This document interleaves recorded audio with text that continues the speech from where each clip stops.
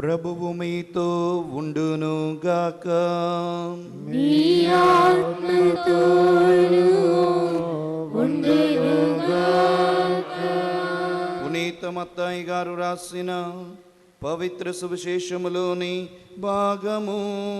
ప్రభువా మీకు మహిమ కలుగునుగాక.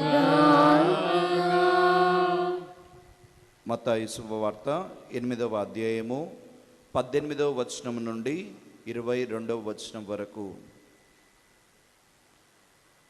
యేసు తన చుట్టుపక్కలనున్న గొప్ప జన సమూహములను చూచి వారిని ఆవలి ఒడ్డునకు వెళ్ళుడని ఆజ్ఞాపించెను. అప్పుడు ధర్మశాస్త్ర బోధకుడొకడు యేసును సమీపించి, బోధకుడా, నీవు ఎక్కడకు వెళ్ళినను నీ వెంట వచ్చుటకు సంసిద్ధుడను అని అనెను. అందుకు యేసు, నక్కలకు బొరియలు, ఆకాశ పక్షులకు గూళ్ళు కలవు, మనుష్య కుమారునికి మాత్రము తలవాచుటకైనను చోటు లేదు అని ప్రత్యుత్తరమిచ్చెను. మరి ఒక శిష్యుడు ఆయనతో, ప్రభు, మొదట నా తండ్రిని సమాధి చేసి వచ్చేదను, అనుమతి దయచేయడు అని కోరగా, యేసు అందుకు, నీవు నన్ను వెంబడింపుము, మృతులను సమాధి చేయు విషయము మృతులనే చూచుకొనిమ్ము అని పలికెను.